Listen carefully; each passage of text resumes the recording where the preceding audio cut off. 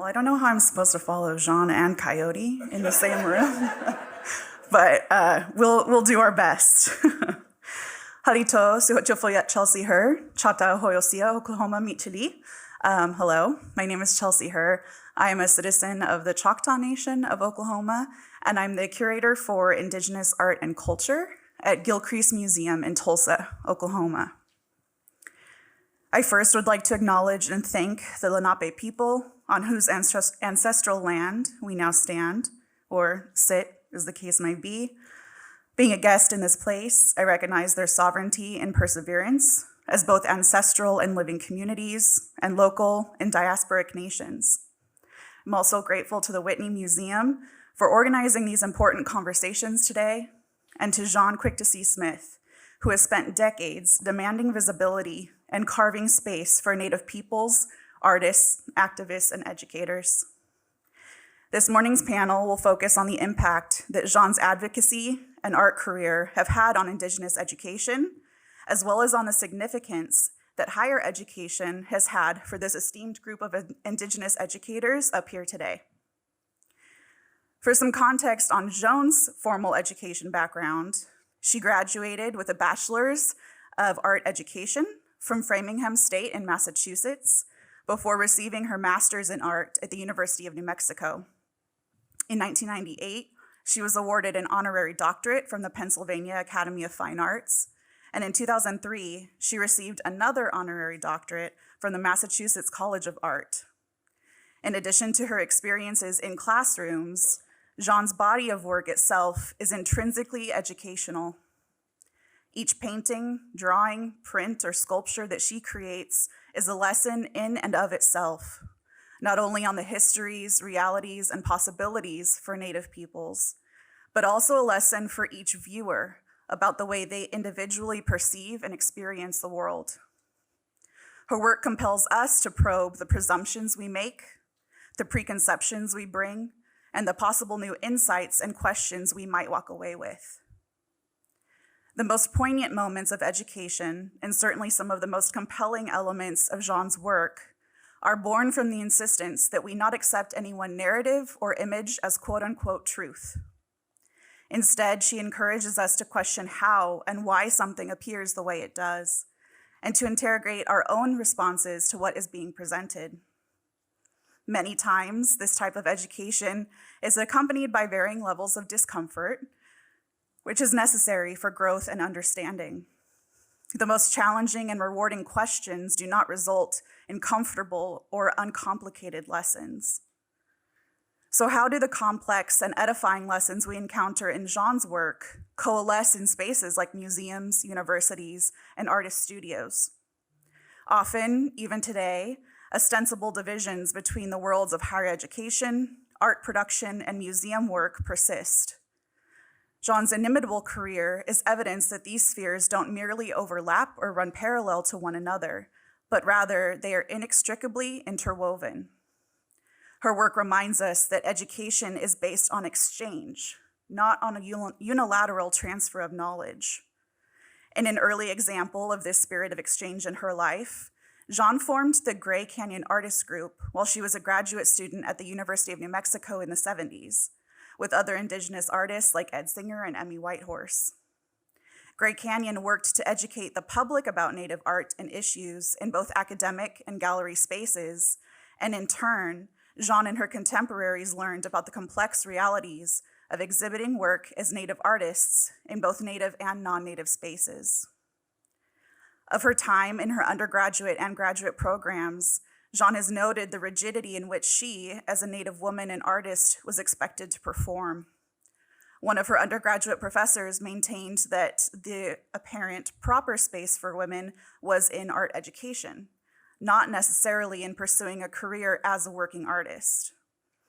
In her graduate studies and during her time with Gray Canyon, she regularly encountered tensions between her work appearing too Indian or not Indian enough, a fallacy that unfortunately still pervades parts of the Native art world in 2023. But luckily for us here today, and for anyone who has had the pleasure of encountering Jaune's work, she did not allow those obstacles to deter her or to define what it meant to promote and pursue education. If you were able to hear Jean's lecture last night with the Whitney's director, Adam Weinberg, you heard her ask the question of this exhibition, how can we have a lasting impact? She was referring to the relative ephemerality of an exhibition, even one at a major museum of American art like the Whitney. How can artists, museums, scholars, audience members, and others meaningfully impact not just the colonial spaces we may inhabit in our day-to-day lives, but meaningfully impact the lives of the Native peoples who are represented in these exhibitions and programming? For me, that answer lies with education. In last night's presentation, you may have also heard Jean regularly reference the people who have taught her throughout her life, people who have shared with her and inspired her, as she contextualized each experience as one of education. That is how we have a lasting impact, by treating every interaction we have with one another and with the animate world around us as something from which we can perpetually learn and something we can also impart to others. If we see our daily lives as moments of reciprocity and exchange rather than of extraction, the impacts of these events will ripple beyond the brief time they exist within the walls of a museum. You might notice in speaking with Native people that we often say, someone taught me, or so-and-so told me.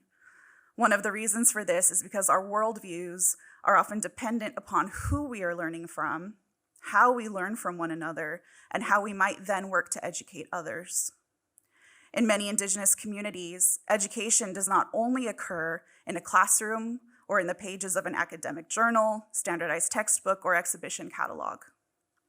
Rather, our education is rooted in conversations with our families around the kitchen table, in the intergenerational knowledge that is shared as we experience the world on a day-to-day basis, in the cultural fabric of our communities. It is embodied in the oeuvres of artists like Jaune Quick-to-See-Smith, whose works promote discourse and elicit questions each time they are viewed. For this reason, we formatted our panel today as a conversation rather than a series of small lectures. I'm humbled to speak this morning with a group of Indigenous leaders in the field of higher education who have forged and continue to forge paths for Indigenous students and Indigenous studies in educational spaces. I'll ask them questions about their own experiences and perspectives, but this time should be dialogic and reciprocal with you in the audience as well. We'll leave time at the end of our discussion for thoughts and questions from the audience, so I encourage you to make note of anything you might want to discuss later. All right.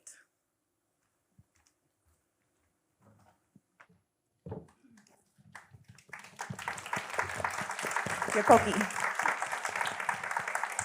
So I'm going to ask each of our panelists, and we'll go down here in a line, starting with Lara, to introduce themselves, spend a couple of minutes talking about their backgrounds in education and what brought them here to this event today. So Lara, can you start?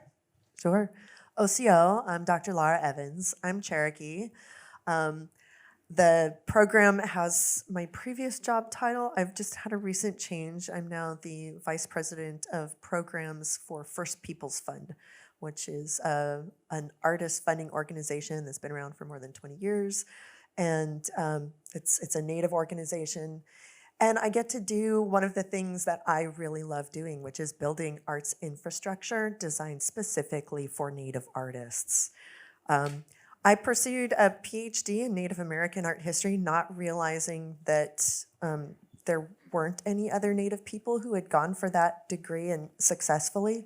And I didn't find out that I was the first Native American, tribally enrolled U.S. person to get a Ph.D. in Native art history until after I accomplished it. And it feels like not very humble to talk about that. But that was the environment into which I entered into graduate school. And I came from an art background. I trained as an artist, but I had seen so much of how people talked about what I was making was that dynamic. It wasn't Indian or it was too Indian. Like there was just no way to do it right. So I could write pretty well. So I decided to go to graduate school and get a PhD, and then people would have to listen to me talk about artwork. Sometimes I describe that as having gone over to the dark side by leaving art and going into art history. But that's what I did. And I've taught at a predominantly white institution, the Evergreen State College. Although there's a really good Native community attached to that. And then the Institute of American Indian Arts, which is a tribal college, and I've just been there for 11 years. But I'm a curator, I'm an educator, I'm an art writer, I'm a scholar, I'm an arts administrator, I am an executive producer and producer of documentary short films about Native American artists as well. Oh, I just want to share. Let's see if mine works. Yep, okay. Thank you, Laura. Thank you, Chelsea. Amadaya, Matagiabi, Chaje Meta Alicia Harris, Hude Shana Na Koda Jimacha, Pinamia Inche Wichashta Makochene, Pinamia Whitney Museum, Pinamia Jean, Lara. Thank you for being here today with us. So my name is Alicia Harris. I am a Assiniboine from the Fort Peck Assiniboine and Sioux tribes in northeastern Montana. We're from the plains side, not from the mountain side of Montana. And I am an assistant professor of Native American art history at the University of Oklahoma.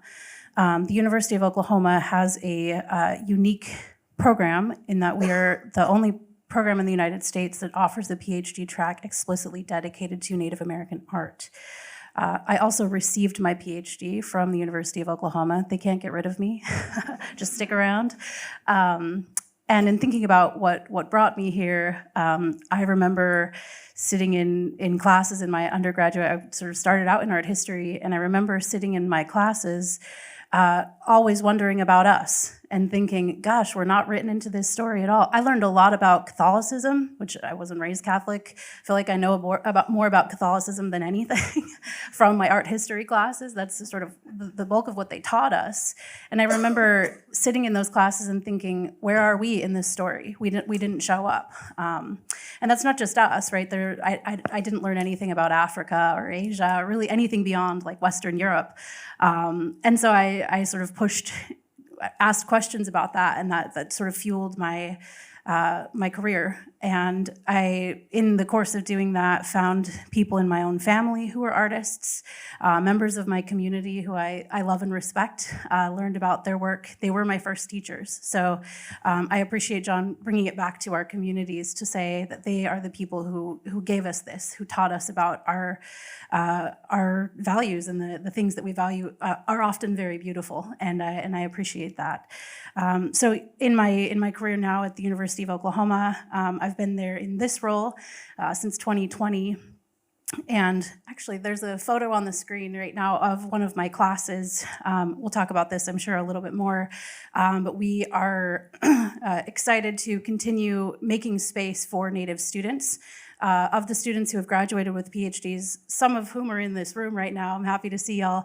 The majority of them are Native students, tribally enrolled people who have PhDs or who have gone on to shape the field in important ways, and we're very proud of them. So good to see you all, and yeah, thank you. Hani Chara Haipi.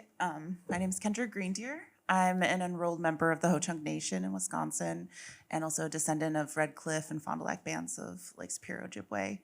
I'm currently a PhD candidate at the University of Wisconsin-Madison, and my dissertation's focusing on rematriation and contemporary Indigenous women artists, and Indigenous feminist acts of placemaking. So my undergrad I received my undergrad from the Institute of American Indian Arts in Santa Fe, New Mexico in 2014. And I went on to pursue my master's in art and museum studies from Georgetown University. And I have remained very connected to museum work. I've done some work with the National Museum of the American Indian, and also as a collections manager for a Ho-Chunk run nonprofit Little Eagle Arts Foundation. Just as a background, I've taught quite a bit in my PhD program, mostly for IMLS students. And I will be joining Oklahoma State University this fall as an assistant professor in art history. All right. Hello, everyone. My name's Lou Cornum. Just want to echo all of the gratitude and warmth and love in the room right now. It's really an honor to be able to be on this panel with you all, but also to be in the room with so many people who have made my existence in the city possible. I hope you don't mind me kind of going deep in relaying how I got here, because I have been thinking a lot about sort of the history of my present, my ability to be here. But so I won't go so far deep, but we'll start in that my family, my mother's side is Dene. I'm an enrolled member of the Navajo Nation, and my father's side are Irish and Scottish American settlers. I was born outside of Phoenix in Chandler, Arizona, and grew up in Tucson. And I came to New York City when I was 18 to go to Columbia University. And in one of the ironies that perhaps is shared by what I've started to describe as sort of diasporic Native people, I came from Arizona to New York City and then decided to begin my studies in Dene Bizad, or the Navajo language, which was a interesting choice, given that there weren't many speakers right around in New York City. But there actually was another Navajo student at Columbia, and we started a little study group. And so I decided to major in linguistics, thinking that would kind of be a way to access some knowledge about Navajo language, realized that linguistics was like very different than what I had imagined. And so after I graduated, I knew that I still wanted to be in the kind of scholarly space of the university. It allowed me this chance to study not only my own sort of history, but also how it was connected right to this history of the United States and this global history. But also as, I think, a queer person who grew up in Arizona, the academy also seemed like a place that had more space for, the kind of weirdo that I was quickly realizing myself to be, and not having a lot of other spaces that seemed to accept my shape. So the academy has both been that and also has been a constraint. And I think that that's perhaps one of the themes that might arise in our conversation, is both that these spaces of study make a lot possible for those of us who might not have seen futures for ourselves in other contexts, but at the same time can really constrain our modes of expression and being together. So we're always having to kind of find the little loophole and make it bigger together. I went to UBC after that because it was one of the few places in Canada where there were actually Native Studies departments and people who could continue to help me learn about what Native Studies was. And so that's really where I feel like I began to kind of see myself within the field of Native American and Indigenous studies. And I switched from linguistics to literature, realized that, that language doesn't just exist in the scientific mode of study, but also in novels and in science fiction in particular was my interest. I think I was so interested in science fiction because of my own identification with aliens, but also with thinking about the kind of conditions of Native and Indigenous diaspora being reflected in these stories of going off Earth, or what does it mean to be Indigenous sort of in motion and away from those sites. So yeah, that's kind of the basis of a lot of my first research projects. I got my Ph.D. at the CUNY Graduate Center, and now I'm an assistant professor of Native American Indigenous Studies at NYU. Thank you, everyone. I would like to ask kind of each of you as well to maybe explain a little bit how Jaune's work specifically has impacted your own education, your own research, and what role it plays in your work currently. I'll let you guys choose who wants to go first.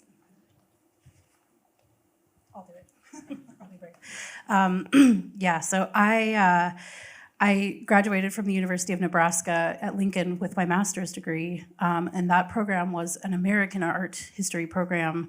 And I remember I had taken a course on landscape, and it was an American landscape course, and I was asked to write a paper about Mount Rushmore, which is a problem for me.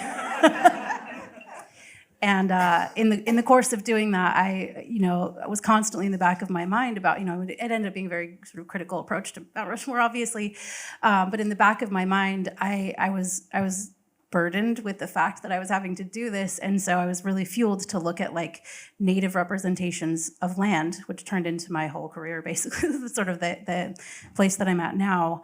And I remember looking at this particular map, actually, the slideshow synced up with what I'm doing here. So I remember looking at this map in particular and thinking about the ways that we are, again, erased from these stories, from these narratives. And I feel like Jaune answered the questions that I had through writing that paper and through thinking through, which then launched into, there's a chapter in my dissertation that's focused on those maps, that's thinking about the ways that Native people have been mapping, which I'm working on turning that into a manuscript at this point. So it really became fuel for a lot of the work that I've done since that time, since I was just a little baby art historian trying to think about these things, and continues to give me new insight. I think that her work provides an inroad for a lot of us, and it teaches us. I think about Jaune's work as sort of a mirror to remind ourselves of who we are and who we've been, and gives us a view of our diverse sophistication, the beauty of this place, the beauty of our cultures and our communities. That's the thing that came to me as I was like looking at the exhibition and thinking about the study that I've done of her work. So really that's sort of where I keep coming back to it, because I think that I see something different every time I visit with those works, and I really appreciate that.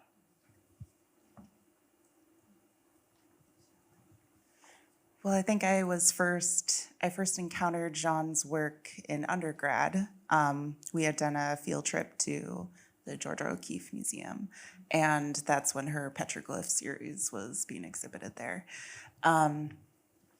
So I think that was one of the first opportunities I had to take my time with mediums that were associated with like Western artistic making, and looking at all the symbols that she used within her pieces. That was it made me recognize that was what made her so special as an artist. Now that I've written a whole chapter on her for my dissertation, is that she created these entry points that I could connect with, but non-Native people could also engage with in a format that was familiar to them, rather than the motifs more familiar to me. And even is that it was really interesting. I was thinking yesterday on my train ride up, and so I was thinking about what I was going to talk about. I looked out the window, and then there was a poster for Rutgers Art Museum, and then it was Jaune's Tree of Life work on there. So it's like, yeah, it was just because her work is so accessible to people, like anyone can engage with it to the extent that they want or can understand. And especially when considering what artists engage with rematriation, as I was trying to think about how to frame my dissertation, and thinking about who is an established artist that has done this. And of course, Jaune was at the top of my list. So, yeah, her work has been incredibly impactful to me throughout my educational journey. And yeah, I think I'll leave it there for now.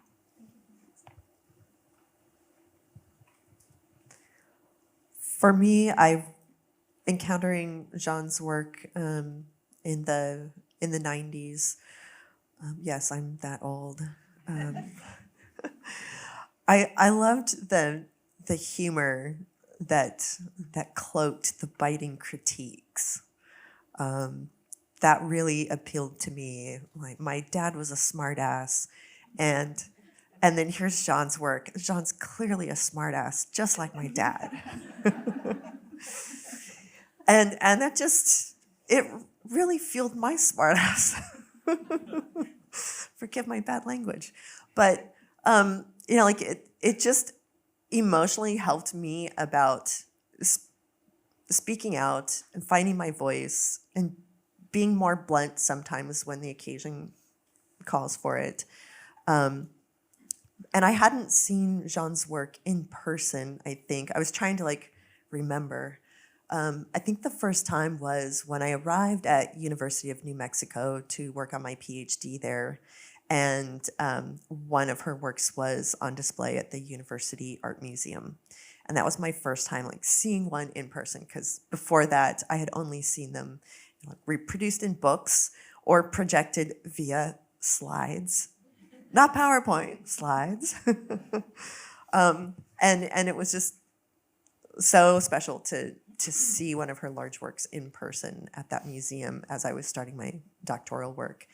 And then yesterday, seeing the Paper Dolls series, I had seen them again in books, and somehow, even when I look at the dimensions listed on something, there's something different about seeing it in person. And I had always imagined these as oh, they're this size. I'm no, they're this size. Oh my gosh, I just felt those paper dolls in my heart, what I felt when I first saw them. Back when I was young and not as far removed from having played with paper dolls myself. So that's Jaune's influence on my personal development. So I'm a bit of a latecomer to the art world and the study of art, and I really came to Jaune's work by chance in New York City. Forget which museum it was in now, but yeah, I was an undergrad, and I saw the the gifts for trading land with white people, which is now an image I use on my syllabus for Intro to Native American Indigenous Studies. And as somebody who is very preoccupied with language and theory, I find that the kind of visual representation offers another way to access historical knowledge, but also just sort of different ways of thinking. So it's helpful for my students, but then also as a writer, writing about art has really opened up another kind of part of my brain and writing practice in terms of just kind of allowing a certain creativity and way of seeing that isn't always elicited by talking about a novel or only talking about a novel in isolation. So I was excited, when I saw that the exhibit was called Memory Map, because to me, maps have been some of the most generative of Jaune's works for myself and in the classroom. So yeah, again, this piece here is another image I use often in introductory Native Studies and the Native Studies literature course that I've taught recently. And I think it just, I'll put it up, and at first students will kind of sit in silence. With people who teach know that there's always the minute or minutes of silence when you sort of throw something down for students. And then slowly, every time, they'll reveal things to me that I didn't actually even intend for the lesson to kind of be centered around. In terms of just the little details that they'll point out and the questions that they'll raise. So I've seen how generative that can be for discussion.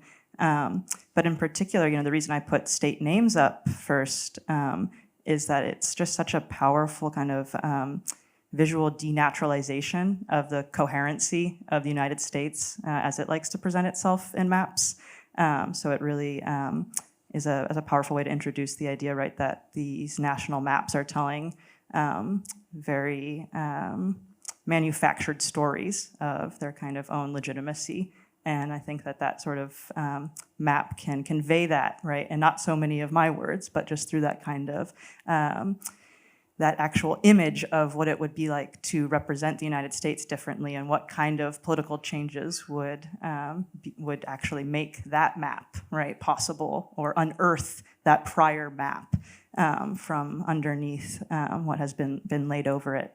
And particularly in states' names, I appreciate, as was pointed out last night, right, that that map also blurs the borders, so that we see a hemispheric Indigenous reality, which particularly teaching in New York City is really important. And we'll talk about this, I think, when we kind of talk about, who Native Studies is for, and different institutions, who their kind of audience is. But in New York City, right, I have very few like tribally enrolled Native American students, but many students who understand themselves as Indigenous, right, from in the hemispheric sense, and coming from Latin America and Central America, and how to kind of create a common ground for understanding, right, American history in that continental sense. Something I really appreciate that Jaune often highlights in her work.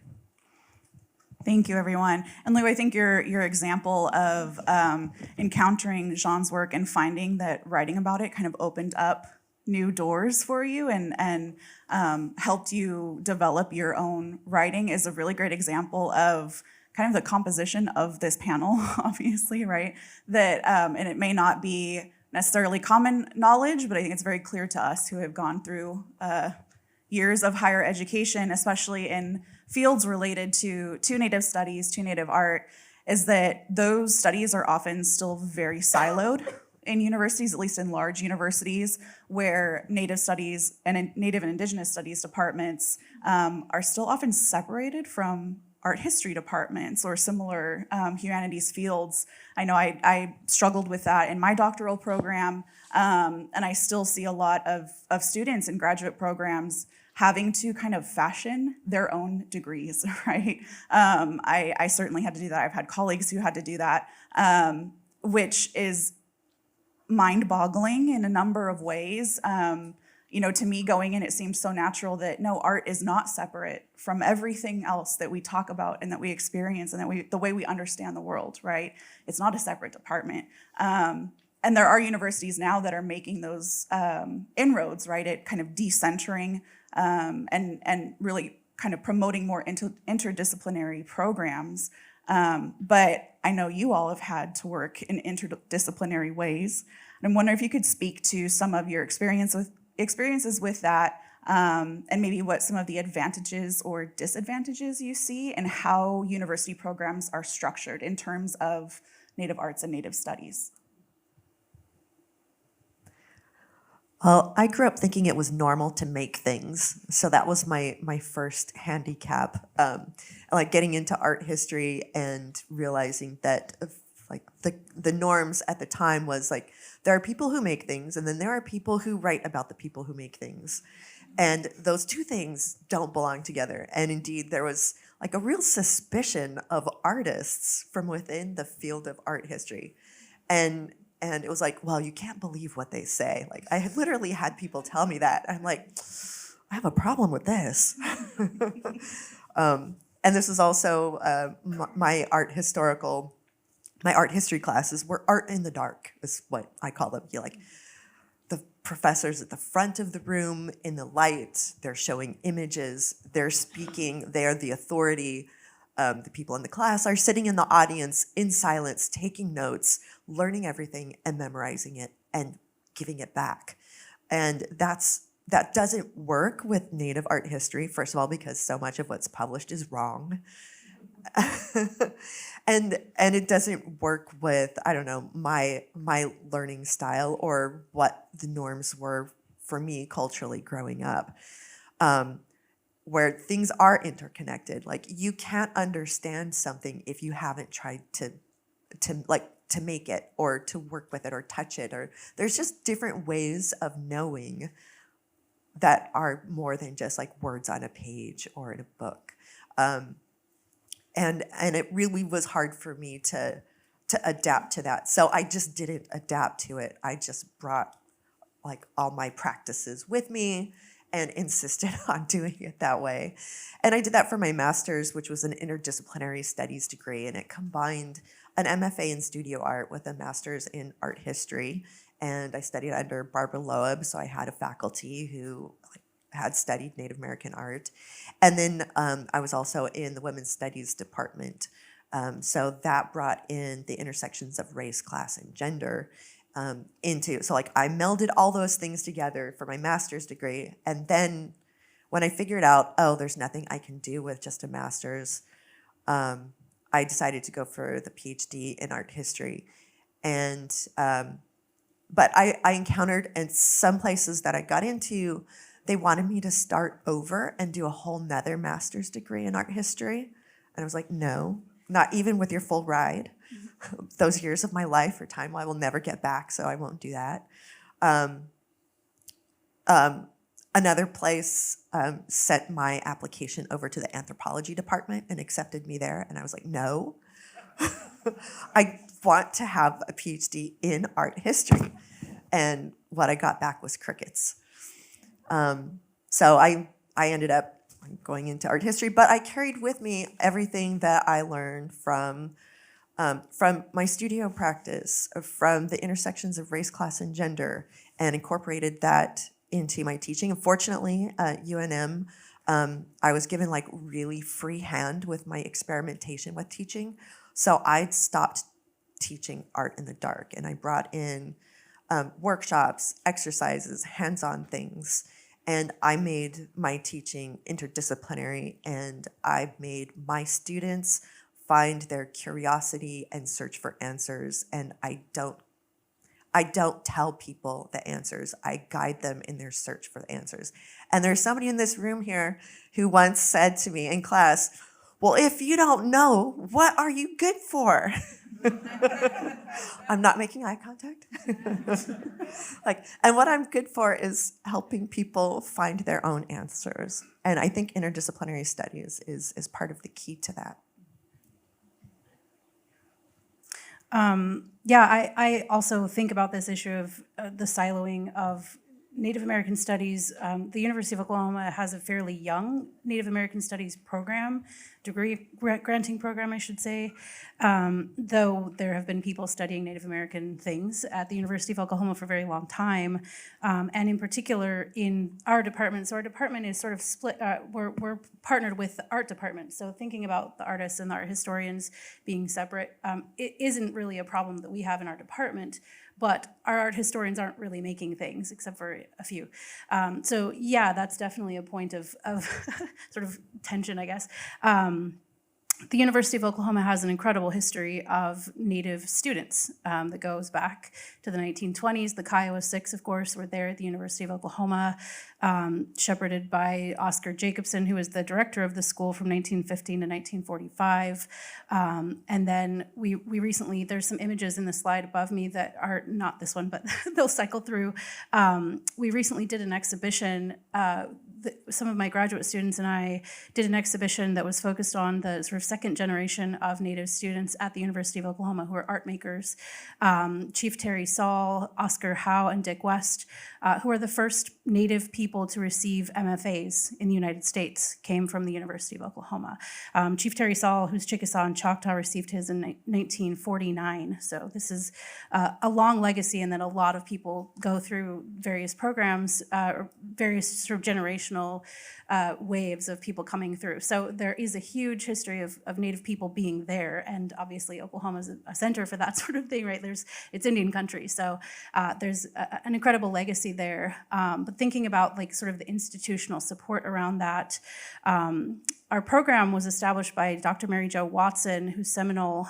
She received her her PhD also in interdisciplinary studies with an emphasis on art history in, let me make sure I get this correct. She received her PhD in 1983. But she was teaching courses at the University of Oklahoma in Native art in 1980. So really, I mean, I think responding to this need and aware of the fact that this is a legacy that needed to be addressed there. She was affiliate faculty with the Native American Studies Department, and thinking through, really shepherding us into a place where we we now have this legacy at the University of Oklahoma that is interdisciplinary in some ways, that we're working with, bringing folks in. We have courses that bring people that are, it's really fun. I teach an introduction to art history, to Native art history course that has people that come from the science fields that are like shocked to find out that Native Americans are alive today. And then I have students who are the grandchildren of major Native artists, right? Like, I think Horace Pulaw's great-granddaughter was in my class, and she sat next to a science major that was like, I never knew that there were Indians still. So it's quite the diverse range of folks. But I appreciate the opportunity to kind of figure out how to connect all of that together and think through ways, working with other faculty to sort of help people come to a better understanding of like reality and how things work. So yeah, and really, to me, it comes back to the art, that the artists have made these things to teach our students and to help them conceptualize and understand that in really productive ways. Yeah, I feel like my whole Ph.D. process has been able to benefit because of doing interdisciplinary studies, and it really gave me the opportunity to write about and think about what I wanted to talk about, especially like being in an art history department and then being able to engage with studies of land and geography and connecting that to material culture. Of course, our materials come from land, and there's just all that connection, and I've heard that reiterated so many times throughout yesterday and this morning of it's also recognizing that interconnectedness that's already present in our Native cultures, and even just the fact that you can't really separate art from everything else, and it is a part of ingrained in culture and values and everything that we do. So yeah, I've also been able to create a lot of community at my primarily white institution. And because of course having that option to take classes in other departments, you really created a community of like knowing the same people were going to be in class with you, but then you'd be able to think through land in different ways. And that's definitely been something I've been incorporating into my own teaching of the class I was teaching was Tribal Libraries, Archives, and Museums, and it's primarily for information studies students, mostly masters, and a lot of the time I would try to connect art and also bring works of art into the class, just to try to create more of those connections that the different approaches that they're learning in preservation are present within our works of art, and how everyone has their own form of an archive, but it's just I guess different teachings and approaches for how to care for that. And yeah, it was an opportunity to actually discuss Indigenous issues within the museum and any collecting institution for that matter. So I feel that there's been way more benefits than any disadvantage to those approaches of making everything interdisciplinary and connected. Yeah, wow, interdisciplinarity. So Native Studies is itself a sort of interdisciplinary field, but I'm also in this Department of Social and Cultural Analysis, which is interdisciplinary.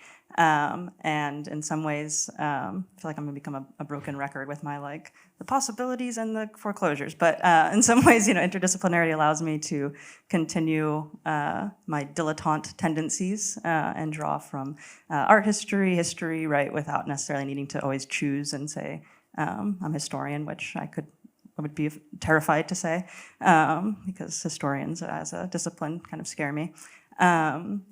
But also what I've learned from those experiences, right, is that interdisciplinarity, as much as people want it, is really hard to actually do, right, and to do in a good way, because it requires a lot of translation and exchange and time, right?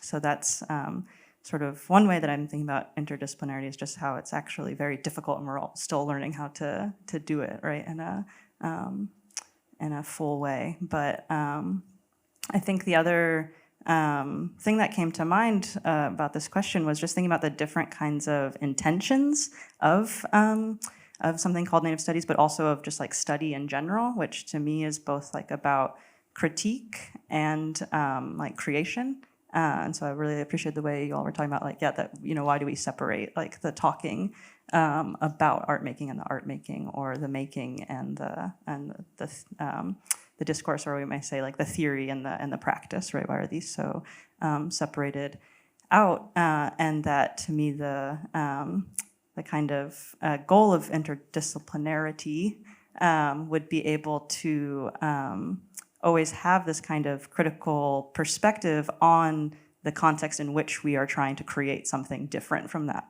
what we're critiquing, and that we sort of need both of those kinds of impulses, right, to understand the conditions not of our choosing, and then choose how we want to transform those conditions. So critique and creation, and those are not always what we're taught in university necessarily, but I think it is the possibility of study wherever it occurs, or whatever sort of form it takes. Thank you. And I have a question kind of specifically for Kendra and Lara, but I also would love to hear from Alicia and Lou if you have thoughts as well.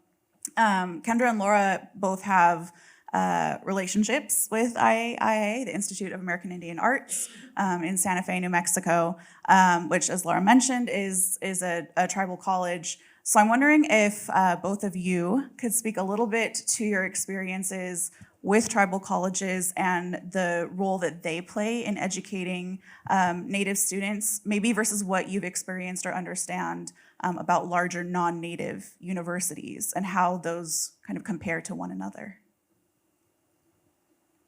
Can you go first? Okay. All right. At IAIA, it was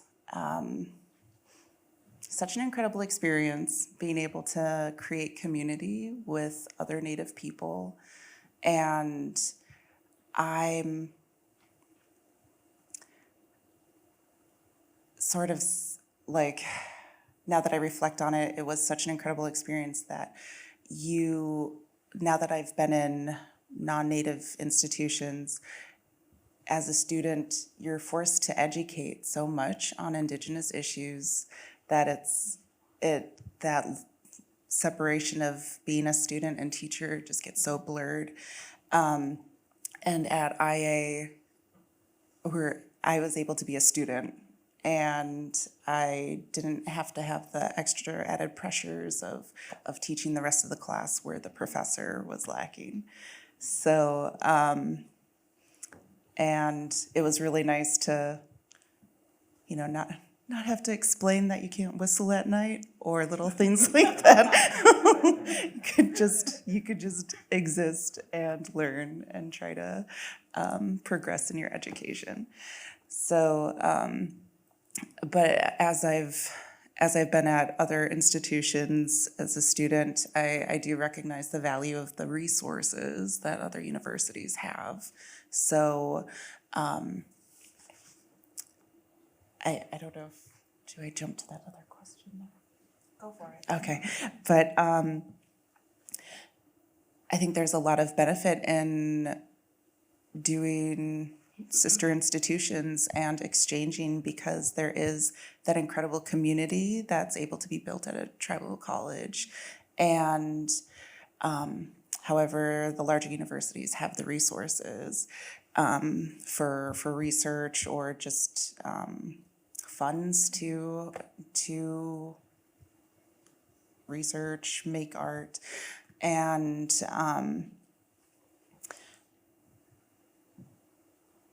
And I think there's, yeah, a lot of benefit in interconnecting these different resources, because at UW, you know, it's the same like 5 people that like, oh, there's this class on Native stuff, so we're all gonna take it. So at least like broadening those options for students at PWIs that already can take courses more focused on Indigenous issues too.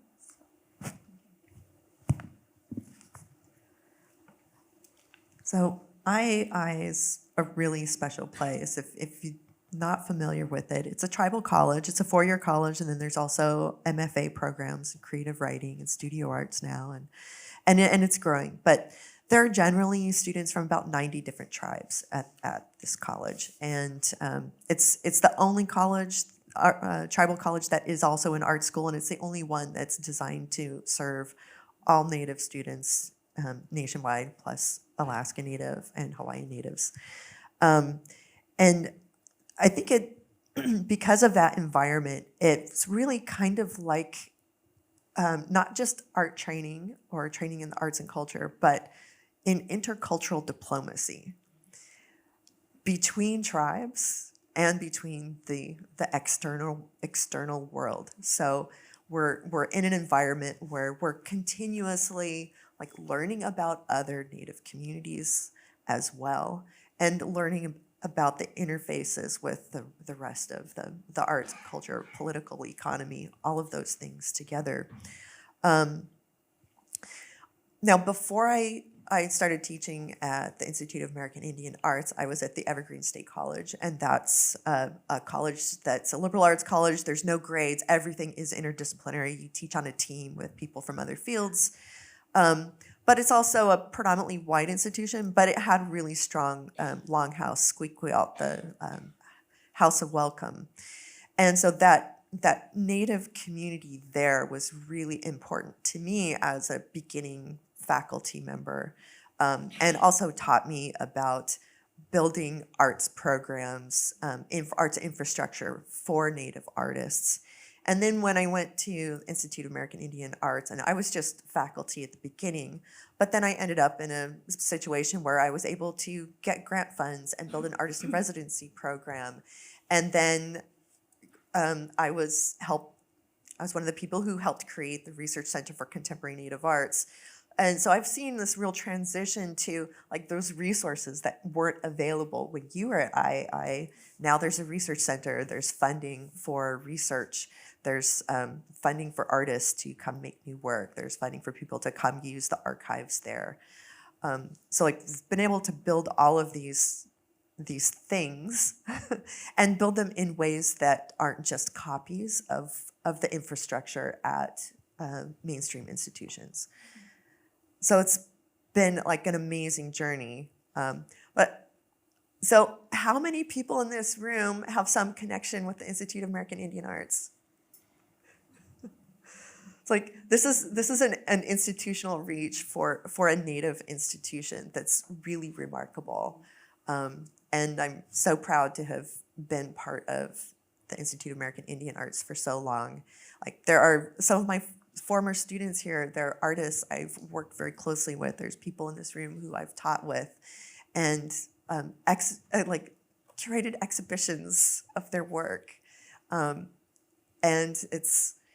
I'm off topic, I'm so sorry. It happens.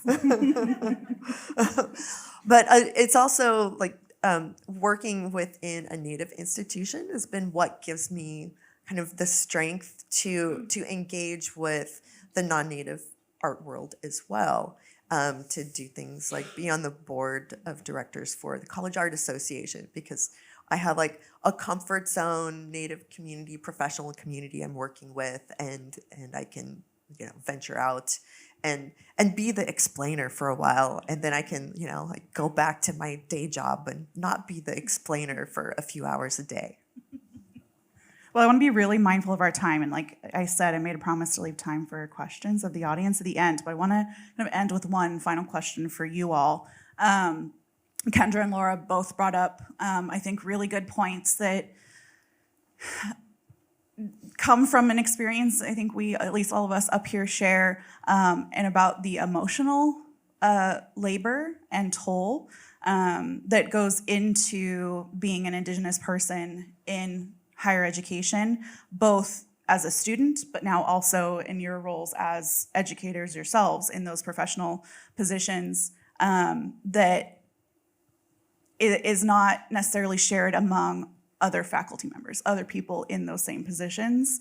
And I would really like to hear from you all four of you, about what you think large institutions such as the University of Oklahoma or Wisconsin or the Whitney can do to support that labor and the toll that it takes to pursue higher education degrees, both as students and as later as faculty who are supporting Indigenous students in those programs. Do you have any ideas on what kinds of resources or support large institutions could provide?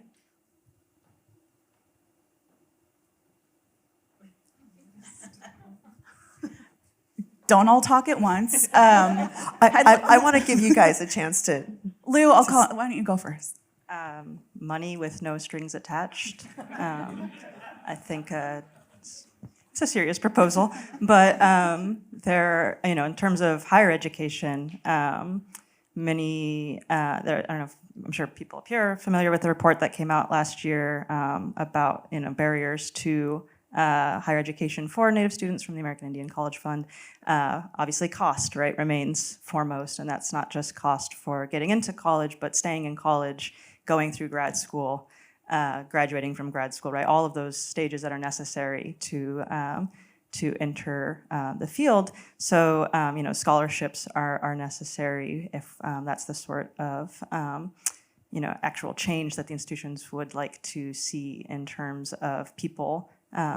The kind of the people who attend. But I think there's also maybe to kind of broaden the question is to think of, what could we also do without those institutions, right? I think we see, and we can kind of see our capacity here, see how many of us are here, and think about what we could make right on our own.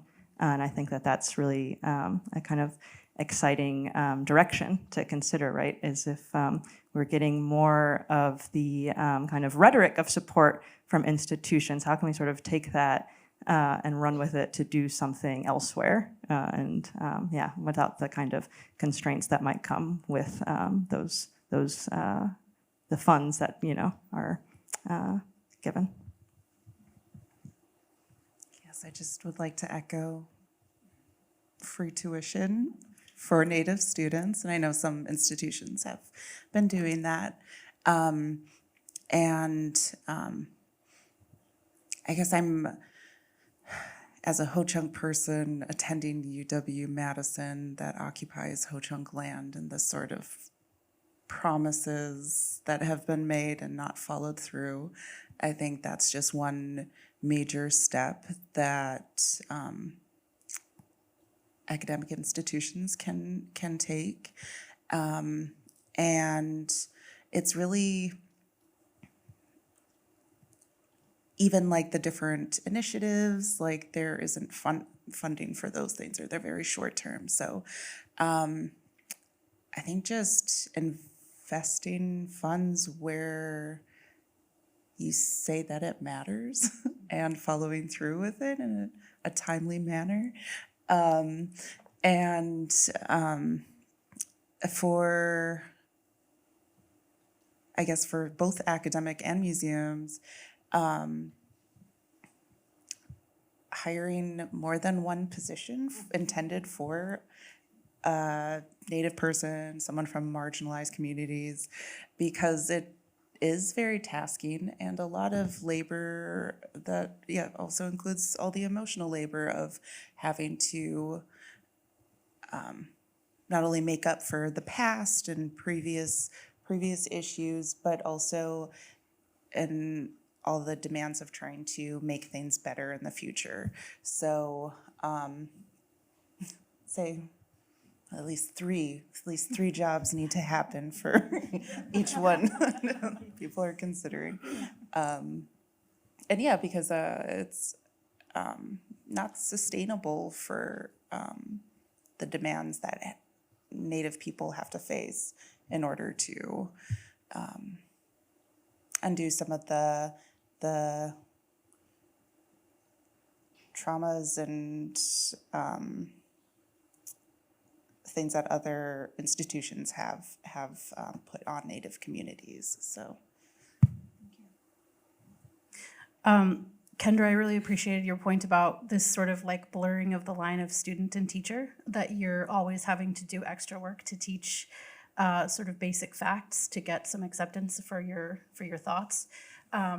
I find that to be an especially taxing area as a faculty member now, because there's an additional labor that goes into that our non-Native colleagues do not have. And a lot of that is correcting incorrect things for our students and also for our fellow faculty members and other folks on campus and beyond, right? So I think that there's an additional ask there. I also find that we carry, the Native faculty in our department carry an additional service load that's very rarely recognized. We end up serving on committees, and just to be clear, this is my goal, is to help support our Native students at the University of Oklahoma and beyond. I served on numerous committees for graduate students because there are not enough Native faculty. And I say that at a point in time when the University of Oklahoma has more Native faculty than they've ever had.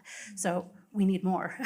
If you're thinking about going into it, please come help us do it, because there's a need for direct support for our faculty to specifically find us and find and respect our knowledges and bring us into those institutions to help correct them. And I know, there's always this tension between staying in the academy and leaving the academy because it's toxic, and like that's all fair. But I think that if we, working together, to your point, to say we need more than one, there can't just be one person that's the thinker of these things. So having more people to help bear the load of that, and there are, it's a rising tide. I think that there's a lot of people that are in programs. I know people that are looking into coming into the field. So I think institutions creating space for that and then supporting them once they're there through, enlarging our capacities there. Free money is always good too. So I'll leave it there. I think there's a lot going on in terms of change and figuring out other ways of doing things. And I wanted to point out Indian Collective and Forge Project as building new kind of arts models and funding and infrastructure. First Peoples Fund and Native Arts and Culture Foundation. So there's all of these kind of well springs of let's be creative, let's build infrastructure, alternative models. And that's really fantastic and hopeful. It also means it's a lot of work to do to come up with new things. And as more established institutions, including higher education, are looking for ways to change, sometimes there's small ways to change that are also really difficult, but that would make a lot of impact. And you guys are talking free money. Yes, free money, that's great. But even basic things about how contracting is done for artists, for example, or for graduate students, or travel funding.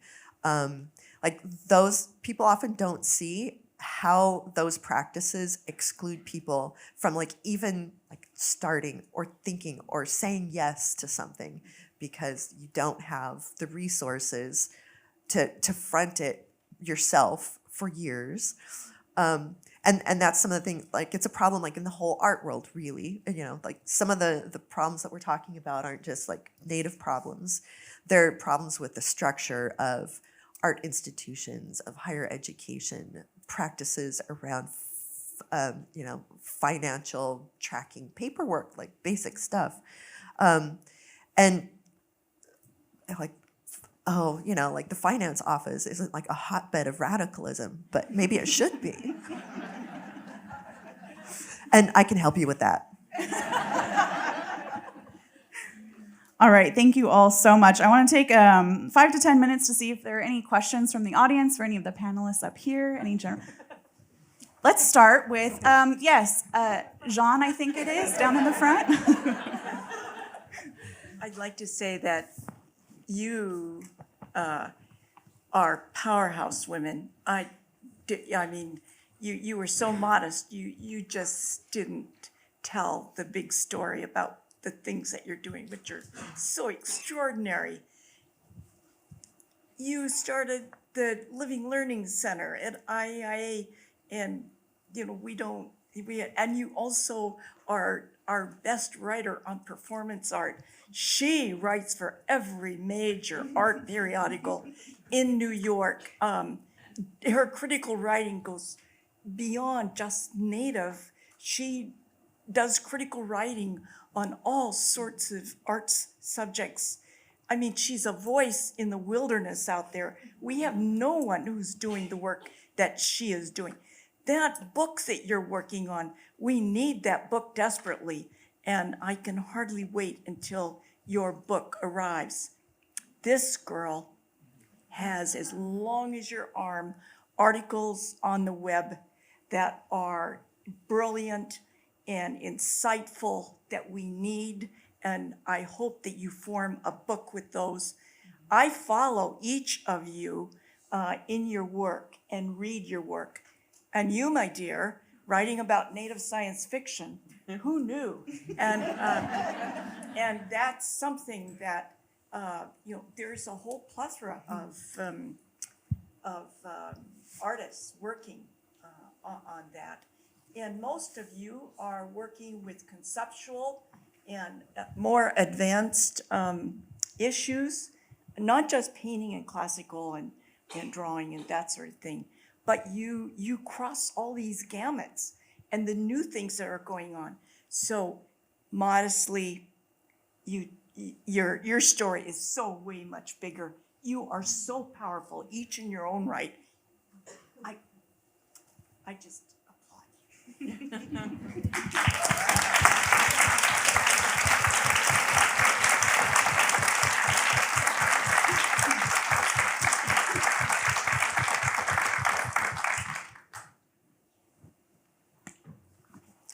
And you, June, is not just a drop of air or water, but you are the flood that opened the gates of the Whitney Museum. And I know for sure it will open the gates of many more museums around the United States and the world, hopefully. And of course, I hope Leonard Peltier will join you at this very important task one day. Education is in the heart of all of that. And I'm so happy to see that a lot is happening in the college level. But it has to start in the elementary level. Elementary school, middle schools, high schools, they don't have anything. They don't know what's going on. You're talking about reality. They don't know that you exist. What can be done? What can you do? What can we all do? The power of art definitely can open the gates, but how can we all join in that very important task? Watch Reservation Dogs. I also think that that's a critically important question. I live in a state where discussions about race and reality are in danger. So I think there's a political component to that question that I think is really important right now in the United States. There are political actors that want us to stop talking about these things. There are laws that are currently on the books that demand that we stop talking about these things at that level.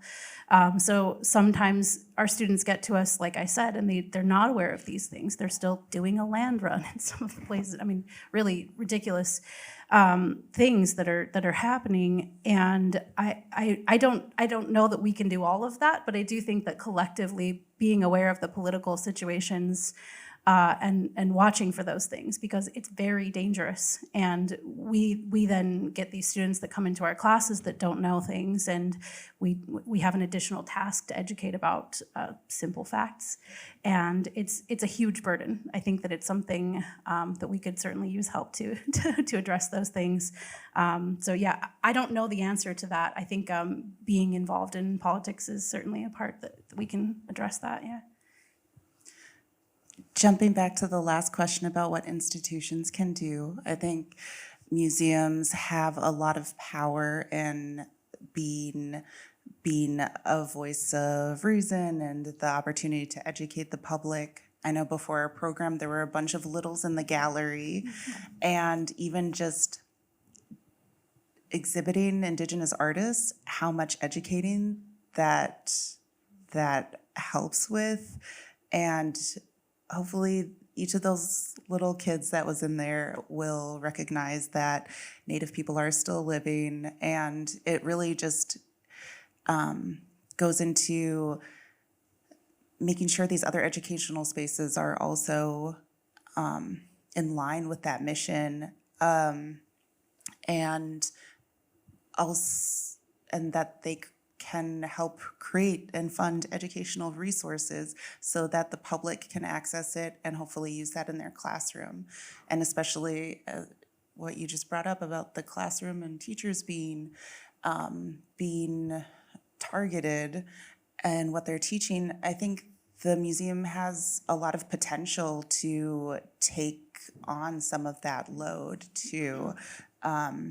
And hopefully with additional resources that people can access, that hopefully there will be more kids that won't be questioning whether Native people exist today.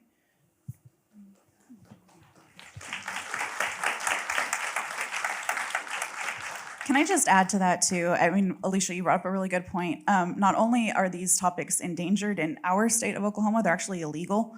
It's not just endangered anymore. And so staying aware of what's happening, I probably am preaching to the choir here, but about what's happening politically in your area and how that affects more than just you is, I think, really key. And to Kendra's point too about providing resources for younger people as well. I also really like to encourage folks to not, I have a kind of a level of inherent distrust of public education in the United States. So I would encourage families, right? Like I mentioned earlier, our education in a lot of our communities comes from just conversations that start essentially at birth with our family members, right? And encouraging that more. I know it can be difficult and it can be, like I said, uncomfortable a lot of the time, but sitting with that discomfort and not always trying to shield others from it, shield children from it, I think can do a lot of the work that we have struggled with in our careers, and I know that the next generation is now struggling with as well. So look at ways that maybe you can support and take on some of that work as well.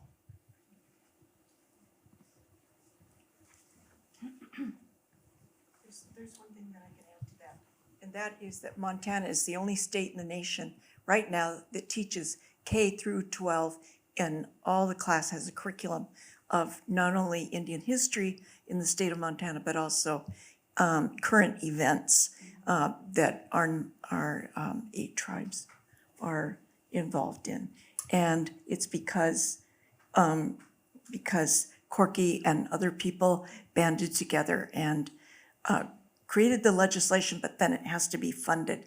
If it's not funded, it will not work. Washington State created the legislation, but they didn't fund it. And so it doesn't work in Washington State. I wrote to the governor in New Mexico and to the State Board of Education, asking them to teach K through 12. And the answer I got back was, it's up to each teacher to do that. And so we have to go state by state to force the issue, and it will teach generations of children as they grow up something about the history of this country. And right now, it's not being taught. Can I add one thing?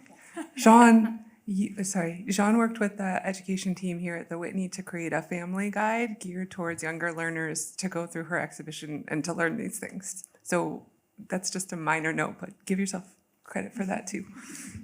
And we have copies if anyone wants. Can I just add one more thing about Montana too? Coming from a tribe that's in Montana, I also think we should recognize that there are people within our tribal communities that are doing a lot of work to support language revitalization, cultural revitalization. Our language and culture offices, I don't think they get enough credit, and I think they should get more credit and more money. I think to your point, the folks in my community, Fort Peck tribes, have active language learning courses that they're bringing students out onto the land, teaching language, teaching culture. So there's a pushback, I think, within our communities of reviving those things. But I think your work points to that we've been doing that in survival mode for a very long time. And I think that work should also get some credit in this discussion.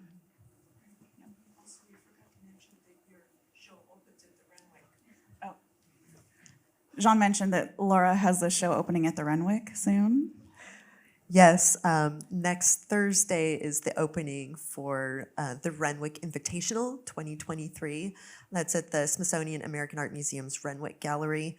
And the title of the exhibition is Sharing Honors and Burdens, and it's 6 contemporary Native artists. Joe Fedderson, here in the audience here, is one of the artists.